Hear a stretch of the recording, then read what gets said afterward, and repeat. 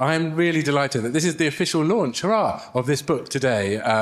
Matt's going to give us a brief talk in pictures, a lantern lecture, as many of the original early CPRE meetings were billed. And then after that, Matt and I will have a chat and then invite you to join with your questions. So hold on to your questions and over to Matt. Thank you very much for such a kind introduction. I always do feel slightly apologetic for the book, not because I really fundamentally feel apologetic for the book, but because it was written really very quickly. And so my sense of it is oddly vague. This book that I wrote in a kind of frantic 6 months or so, but it was a very, very enjoyable book to write, partly because I was less inhibited by the sort of usual sort of academic conventions, if you like. And it's got a wonderful foreword by Simon, which I was delighted by, and actually really nicely helped set the book up. And I've tried to make a historical, even a historiographical argument about the significance of CPRE, but I'm not really going to do that today. Nor am I going to give you a kind of potted overview of the organisation's history over the last century. You can go to Wikipedia for that. Instead, what I'm going to do is talk about, in chronological order, some images, largely produced by CPRE over the last century, and kind of, if you like, speak to the images and some of the things that I think they tell us about the organisation's history, or how we might think about its history and its significance, and the way in which it's evolved over the past 100 years. I mean, I feel a little bit like this is I'm talking to you as a lecture. The more fun version of this would be the seminar, in which we all sit around a big table and look at the images together and think about them. But we can do a little bit of that, perhaps, in the questions. So that's the cover with the wrong subtitle. I'm glad, however, the right subtitle is on the book itself, which is a century of CPRE, I think. I hope that's what it says.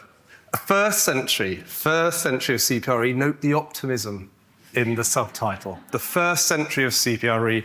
I won't be writing the one about the second. Okay, let's go back to the beginning, or some of the beginnings of CPRE. Here, there's a couple here of lantern images. In fact, the kind of images that CPRE had shown in village halls and whatnot in the 1920s and 1930s. This is something that CPRE was very keen on from the beginning, which was developing a visual language through which to tell its stories and promote its position.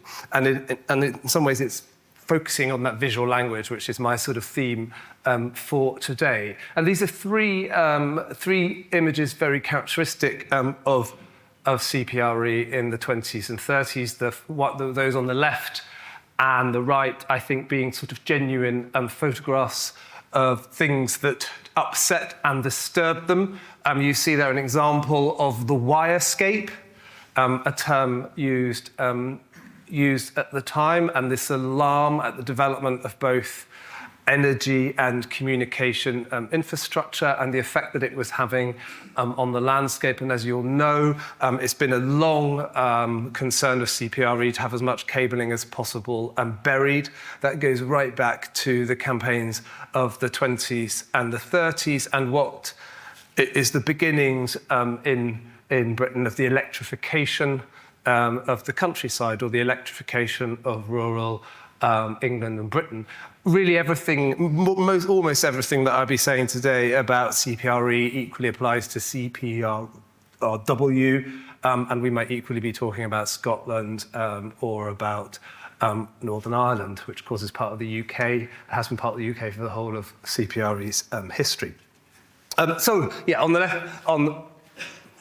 your left, you see that sort of image of a wirescape across a sort of moorland-type environment.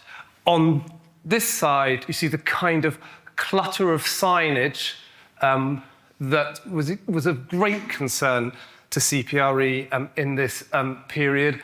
advertising and the lack of regulation of advertising was one of the foundational concerns of CPRE, and they took photographs of this kind of, spontaneous, almost sort of anarchic sort of entrepreneurial activity that was happening across the countryside in this period. And it's an interesting way in which CPRE is engaging with new forms of commercialism, new forms of entrepreneurialism, and of course the new mobilities of the motor age, of the internal combustion energy. And the photograph in the middle, which I suspect was posed, I don't know for sure, but the photograph in the middle kind of really brilliantly illustrates an absolutely central concern of CPRE, which was advertising hoardings or adverts related to the growth of cars. A central concern for CPRE in this period. And I think it's really interesting to see the kind of logos there: Shell, Mobil, BP, Castrol, names familiar to us and to this day.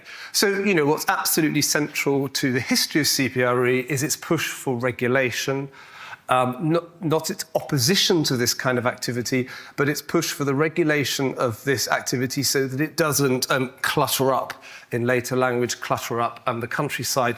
A term that you hear again and again in CPRE literature in this period is disfigurement.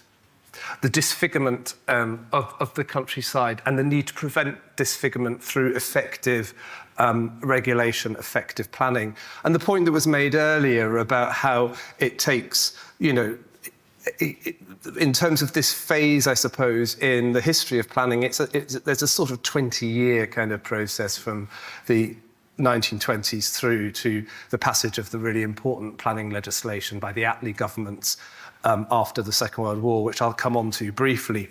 But what I really want to emphasise here is that from the very beginning, CPRE did not just oppose. What CPRE did was it tried to distinguish between the good and the bad. And it's quite funny sometimes looking at some of the older images and seeing what they think is good.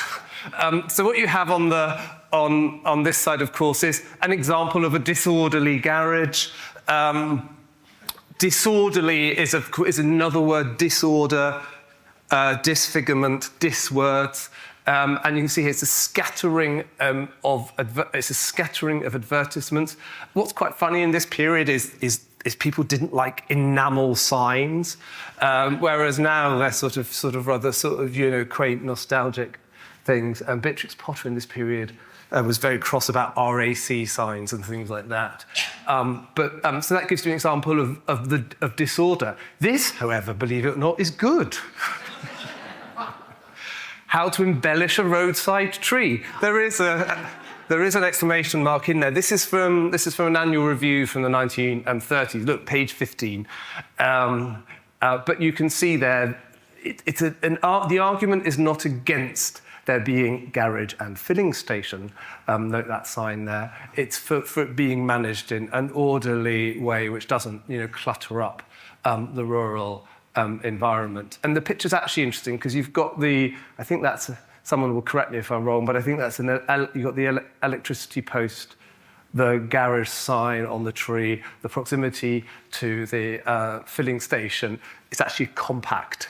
It's keeping this stuff together in a kind of orderly way rather than it just getting scattered around the place. So that contrasting image, I think, is actually quite an interesting one, but also tells us something about the sorts of sensibilities that CPR is sort of dealing with in this period.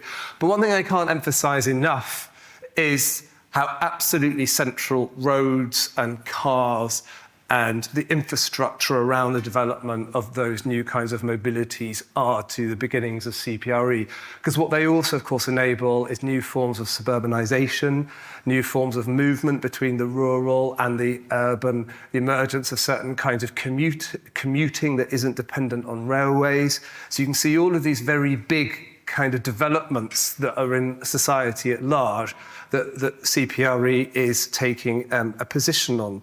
But the position is absolutely about planning, regulation, and order. It's not about we mustn't have motor cars and we mustn't have roads.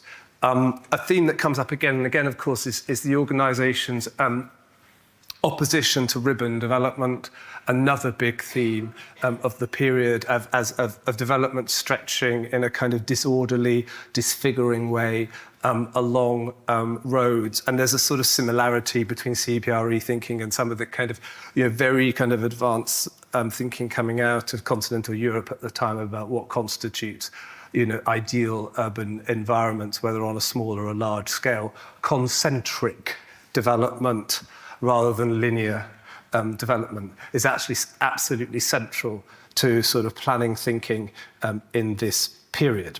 So that gives you some sense of the 1920s. The war. The war's vitally important to history of CPRE. It's obviously a period of tremendous austerity in terms of what the organisation was able to do and how it presented itself, and its annual reviews become progress reports during the war. But I just want to flag to you on here, if I can, just how interesting this index of contents are, what a sort of harbinger they are of what is to come. So if we look here, what's the basic thing you learn in your quick lecture about the Second World War and the functioning of the coalition government? That the Labour ministers, by and large, had the major domestic ministries. The Tories looked after the war. It's a massive simplification, but it's a simplification that works for us a bit, because what it sort of allows is it allows that sort of intersection between the kind of emergence of the sort of technocratic class of planners with the sort of statism of the Labour Party and of the Attlee government. And one of the things that happens during the war is there's a great deal of very serious Whitehall planning about reconstruction and the new kind of society that Labour at least wants to bring out of it. And so what we see here is CPRE commentary on the reports that are coming out of Whitehall during the war, which in this case is to do with land utilisation, planning, and so on. I'm sure there are many people in the room who have heard of the Dower Report, which was published in 1945, shortly before the end of the war, which lay the sort of foundations for the 1949 National Parks legislation. But these reports here are part of what then feed into the 1947 Planning Act, which nationalised planning rights. Now, there's a whole other big discussion to be had about what was left out of that, and of course the most significant thing that was left out of it was changes in the agricultural use of land. Why is it left out? There's a variety of reasons for that, but one of the reasons why it's left out is that people aren't anticipating that the impact that the modernisation of agriculture would have on the landscape. So the development of large-scale kind of monocultures, the grubbing up of hedgerows, the introduction of kind of chemical pesticides and so on and so forth. That emerges surprisingly quickly sort of after the war, and in some ways wrong foots a lot of the thinking that had led up to the sort of big planning developments of the sort of Attlee government. But you can see here other things, concern about defence works, a great deal of new infrastructure is developed in rural areas during the war, which I'll show you an example of in just a moment. Discussion about national parks is there on the agenda. I quite like this post-war tendencies entry on page 16. But note, this is September 1943. So it's still in the middle of the war, but we can see here the CPRE very much being a part of engaging with those debates that are going on in Whitehall during the Second World War about reconstruction, and particularly about the way in which planning would become a matter of state. Now, this is a quite well-known example because its location, that's Lake Windermere. It's quite a well-known example of a development during the Second World War. It's the seaplane factory at Calgarth and the associated housing that was linked to that. Now, things to be said about this. There's a book coming out next year or later this year by Gary Willis, which looks in great detail at land use and the war, and CPRE plays quite an important role in that. But I think one of the things that's really interesting about this, about the kind of wartime development of the land, is that quite a lot of the sort of industrial needs of the war, when they're met, things like the Royal Ordnance factories and so on, they're met obviously in rural places. The factories may go, but those sites remain industrial. They remain sites at which kind of post-war developments can be located.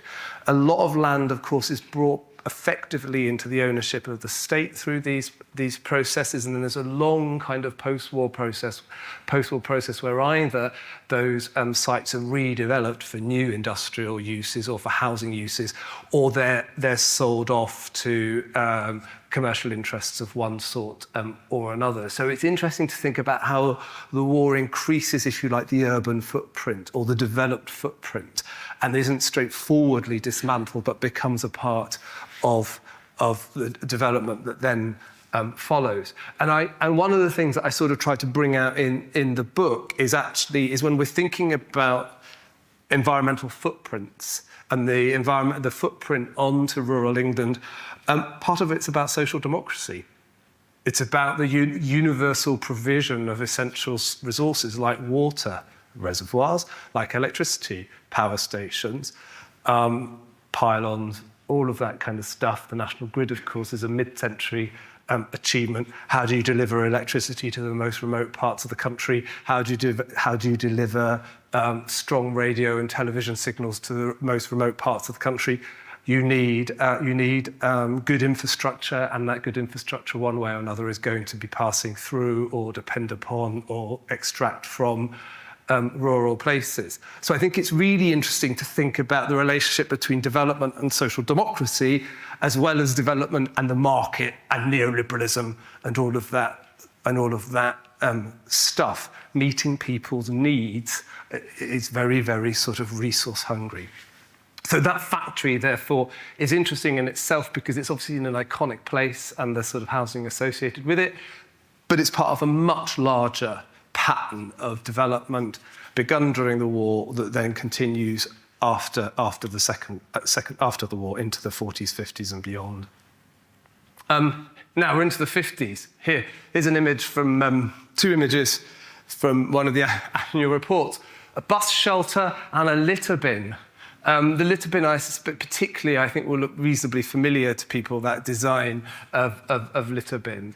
One of the roles that CPRE played in this period and was explicitly set up to play was to bring together the expertise that could advise local authorities on effective design, on good design. And, you know, they had a fairly broad remit, as these two structures suggest. Now, what I think is quite interesting about this, actually, is the quite complex relationship that CPRE has with standardization and municipalization. There's a big debate in the 1950s. It's triggered by the publication of a special issue of the Architectural Review called Outrage, which some of you probably know about because it's really iconic in this sort of history. And what that issue of Architectural Review was objecting to was standardization, the municipalization of the countryside, what it regarded as design that was at odds with the vernacular. So why do we get lampposts that look the same throughout the country? And why do we get lampposts, it's just an example, taken from an urban environment into a rural one, into small villages? There's lots and lots of upset about sodium lighting in rural places because it disturbs, you know, the atmosphere of the night and the evening and the night and so on. So it's actually quite interesting that where CPRE fits in that debate, because CPR is actually quite keen on the sort of technocratic solution whereby you find a design that you can roll out and is a good design wherever you are, and then you've got other people part of the same debate, a debate that's doubtless going on within the organisation as well as outside of it, where that was actually objecting to these sorts of moves to certain kind of standardisation. So it's interesting to see here, we've got two, kind of, I guess, statist, broadly speaking, organisations, London Transport Executive, the Ministry of Works, both using the CPRE or seeking the CPRE's view on design. And similarly, that CPRE commitment to tidiness is evident across a host of images in this period. Here you have focusing on a village in Essex. Clearly this is a good thing, and CPRE sort of highlighting the orderly pleasantness of this village and the hope that new housing attached to it will be consistent with this. And it's very, very keen in its visual language of contrasting good and bad examples of things. This runs a lot through CPRE literature. And again, it's quite interesting to go back to some of these images, and it's partly a function of the black and white, but go back to these images and just see quite how neat and tidy CPRE-like things in those days. I mean, of course, it's a relatively recent thing that it's a good thing to let our gardens grow a bit wild and all of that sort of thing, and let the weeds bloom and so on. But it's striking looking back at this period and seeing, this isn't the case, but seeing sort of images of sort of 1950s housing estates, for example, and the way in which CPRE approved of some, didn't of others, and thinking about those sorts of aesthetic choices. And that, yes, they're interested in proportions, they're interested in tidiness, they're interested in nice layouts, and so on, and they're certainly interested in keeping things nice and quiet. I've always liked this image. This is from the early 1970s. I always think it could be the cover of like a prog rock album or something. This young woman walking past these thatched cottages, dilapidated cottages in Great Chew in Oxfordshire. Go on to Rightmove and have a think about what these Cotswold cottages are worth today. Now, a lot. And certainly the road doesn't look like that. Now, what's interesting about this image, apart from that contrast, is number one, it's the early 1970s, and these sort of ideal picture book villages that are now extremely desirable places to live. This is what some of them were like, sort of at that time, just over 50 years ago. So I think that helps us think about the CPRE historically and the nature of the rural England that CPRE was interested in. So when I'm going back there thinking about tidiness and whatnot, related to all of that, of course, is rural depopulation, dilapidation, the decline of a sort of rural housing stock, the decline of the rural economy, the things that sustain villages like Great Chew. But what's also very interesting is that one of the things that CPRE at the centre is coming into some conflict with CPRE a bit in the branches, is that the centre is saying, guys, you've really got to wake up to how the countryside is changing. The countryside is becoming much more a place of second homeowners. It's becoming much more a place of commuters. And these are the people who will be the population of rural England. These are the people who will renovate houses like this. These are the people that will be the countryside of the future. And that intersected at the time with a very challenging debate for CPRE, which was about agriculture and about agricultural intensification, and what the centre saw as the tendency of the branches to have a rather sort of deferential attitude to the old kind of social hierarchies of rural life. And there's an excellent bit where the then chair of CPRE sort of ticks off the members for failing to recognise that large landowners are highly sophisticated business people and that they're very good at turning on the archer's charm when they talk to members of the CPRE. And the CPRE had to wake up to the fact that agribusiness and the beautiful countryside that CPRE was committed to were not necessarily aligned with each other. So it's a really interesting phase in the organisation's history where it's on the one hand, it's recognising, if you like, the sort of environmental turn that's happening in the wider society, where the language of preservation is being gradually replaced by the language of conservation and the language of environmentalism. CPRE does a pretty good job at saying, hey guys, we were the environmentalists all along. We've been doing this for 50 years. But at the same time, they're dealing with the fact that actually the environmental threat to the countryside is no longer just urban. The environmental threat to the countryside is also about agricultural intensification. And that is quite a hot, tense issue in the 1970s, and particularly between the centre and the branches, at least as it was seen at the centre. And one of the books is quite orientated towards the centre. So it would be interesting to dig into the branch records and look at this. And actually, one of the things that I would sort of urge, well, not urge, but tell you is, of course, the CPRE is the most amazing archive. It's at Merle, the Museum for English Rural Life at University of Reading, and there is a vast amount of material there that has not been touched by historians, and I'd be very surprised if there isn't really interesting branch material for all of you at Merle. It's a public archive, it's entirely open. Anyone can go and spend a few days there and work through the material. Doubtless you've all got attics full of stuff as well. But, recovering some of those actual political tensions and arguments that went on within the organisation, I think is actually a really valuable thing to do at this stage in its history. And something I'd emphasise is that CPRE is big enough to be its own ecosystem.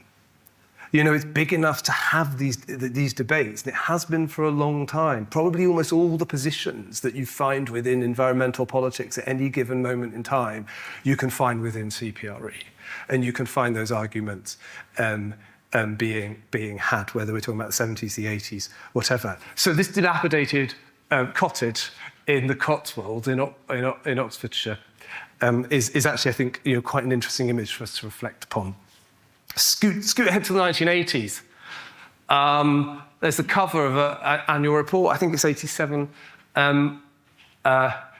Clearly, if you compare it to the image I gave you of the Wartime report, colour printing, big pictures, beautiful photographs of rolling hills. What you can't quite see on here is these are all signs to house builders.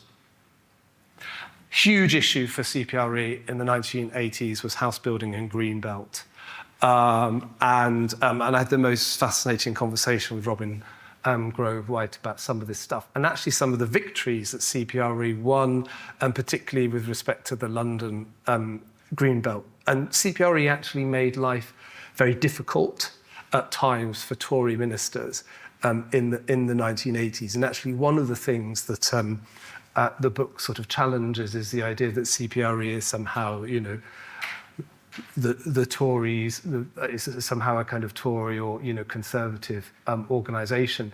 There's something interesting, I think, going on with CPRE in the 1980s as a form of kind of local opposition to the kind of marketised, financialised politics of Thatcherism. And I think more work needs to be done to sort of understand what's going on there. Because I would imagine quite a lot of people, well, not imagine, I know that quite a lot of people who were campaigning against government policy through CPRE and related organisations were absolutely Tory voters. And so CPRE is quite an interesting organisation for actually thinking about the fissures that run through conservative as well as other politics. I think it's an interesting part of its history, and I think that's none more so than when you have the most sort of strident marketeer in Number 10. Of course, the historians are telling us that it was more complicated than that, but it was made more complicated that by CPRE activism. And it goes back to that point that was Roger, I think, was making earlier about this, it being a campaigning organisation, and that's sort of deep in its history in this period.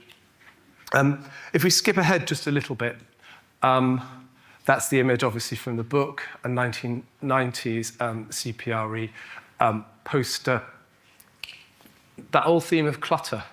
1920s through to the 1990s, clutter.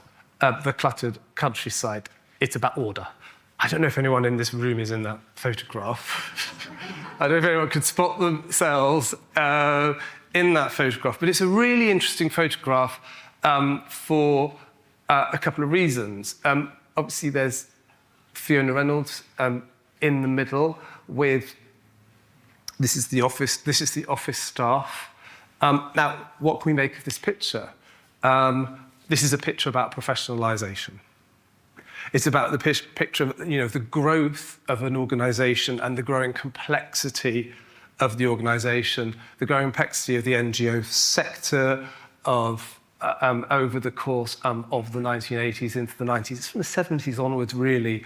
If you put CPRE into the Times digital newspapers, which have been digitised, you put CPRE in, lots and lots and lots of hits come up, and you go, oh, that's exciting. And how often those hits are job adverts. The job adverts, campaign manager, blah, blah, blah, blah, blah. The organisation's changing very, very significantly. Now, as I was sort of apologetically saying to one of your financial people, Richard Gone, earlier, the book doesn't really do the finances of CPRE.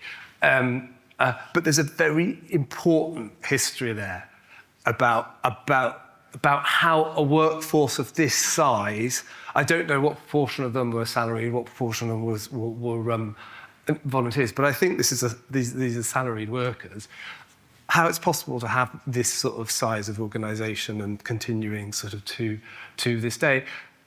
It's a nice age mix, gender mix, it's fairly diverse. Certainly by the sort of standards of the time. We're going back not far off 30 years here. So I think it's quite. So again, I think it's a really interesting image that tells us something about the evolution of CPRE. And in some ways I look at that image and I think, there's a way in which you can sort of talk yourselves into thinking, I'm not very good at connecting with young people. And then you see this image and there are lots of young people there. All organisations, I think, are basically having the same conversation constantly about these things and about legacy and about where the next generation is coming from. This would have been just as pressing in the 1970s as it is in the 2020s, and how do you deal with volunteers that might be retired and they have one particular shape to their week, and volunteers that aren't retired and have a different shape to their week and work Monday to Friday. So it's an old issue, and you find it there in the archive. Scooting forward a little bit, you start to get these sorts of images cropping up. And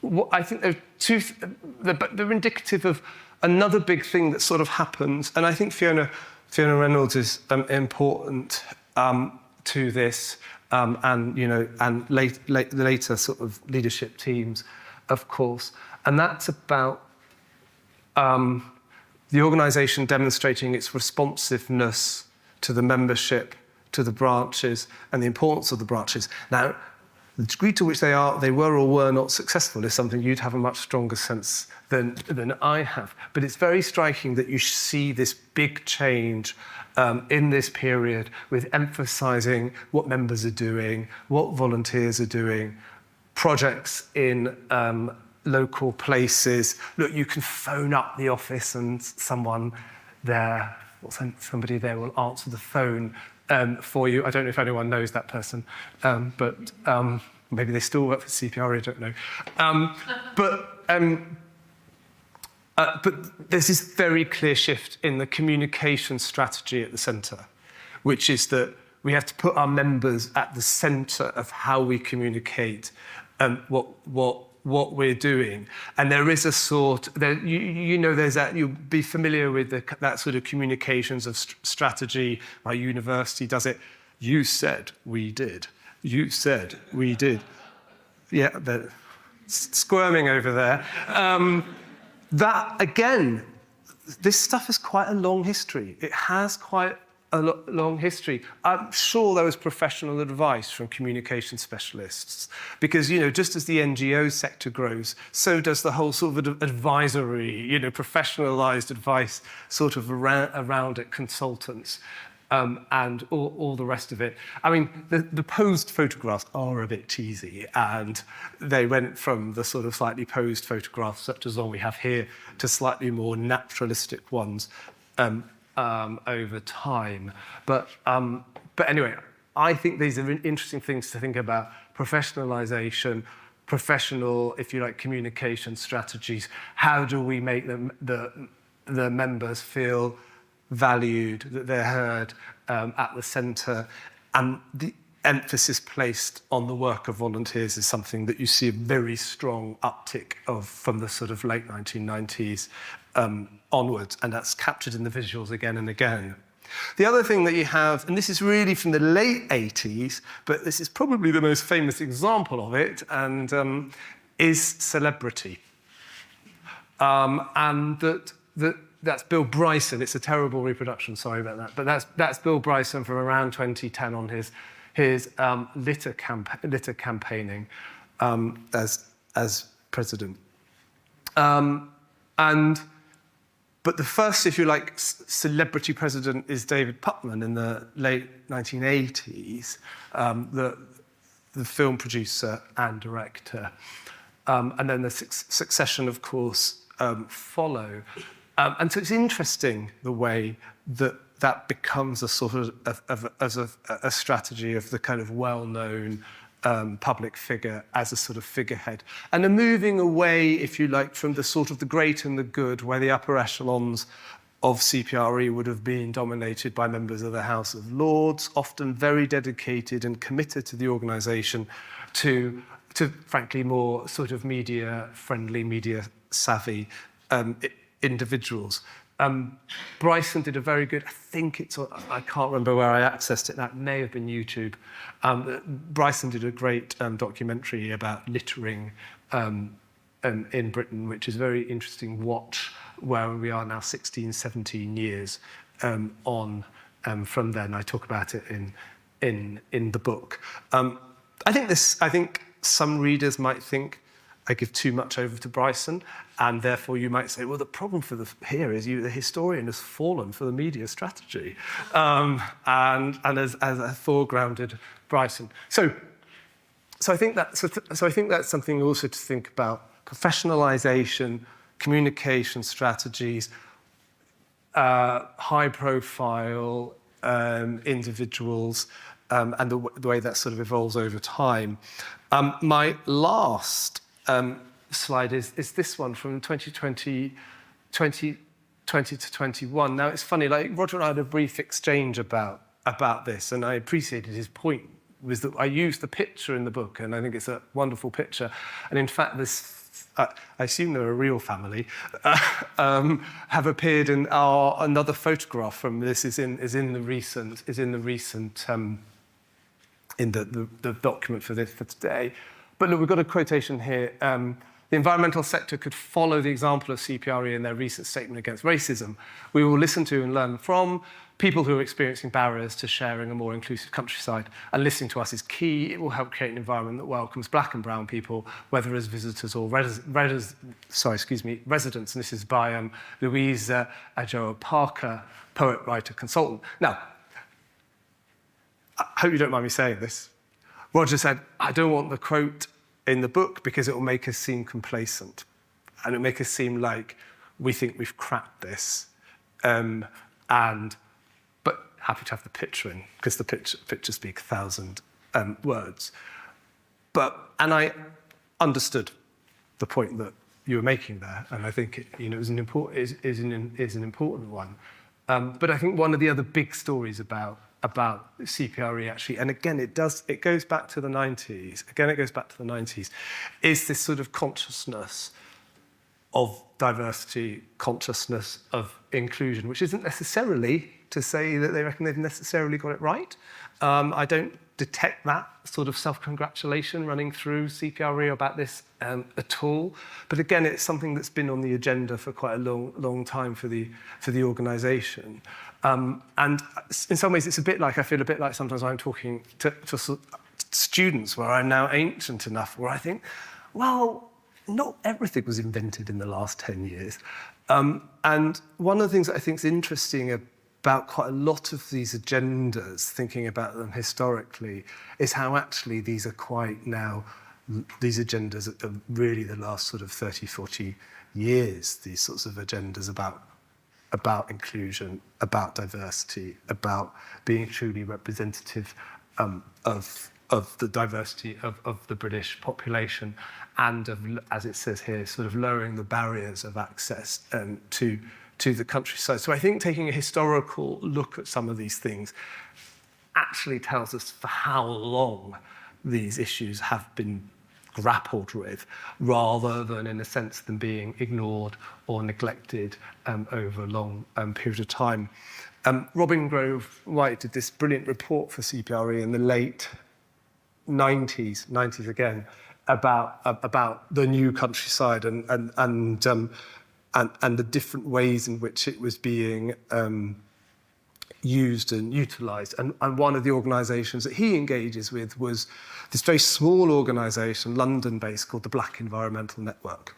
And he was talking about this in the CPRE-funded report in the late 1990s. So I suppose what I think is really interesting for us to actually think about is how it's some of the continuities in terms of the purposes of CPRE, and hopefully some of these images have told us something about those continuities, about some of the phases of its history. And one of the things I think the book sort of tries to show is how CPRE begins very much as a kind of top-down technocratic organisation, and how that sort of changes gradually over time. And of course, it's a process. It's not some moment of arrival, as with all organisations, but also thinking about how we can put some sort of shape onto its history, onto its past.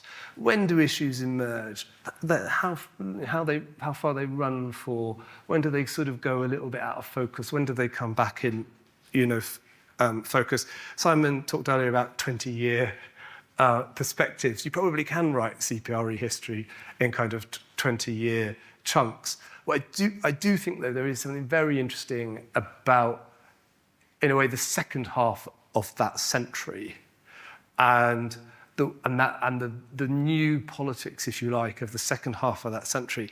And if you like, how CPRE has had to sort of navigate, on the one hand, if you like, Thatcherism, neoliberalism, and on the one hand, and on the other hand, New Labour, inclusivity, social justice, and so on. And these things have been there, kind of in tandem, jostling against each other for half a century now. So that when we're going back to the origins of CPRE and we're talking about petrol stations and ribbon development and so on, I actually think it's really important that, and that stuff is sort of feels quite clear to us now what's significant about it historically, that actually the last 50 years, there's still lots of thinking through to be done there about what's been happening over that period, and actually the quite strong lines of continuity running through it. And on that note, I'll stop. Thank you.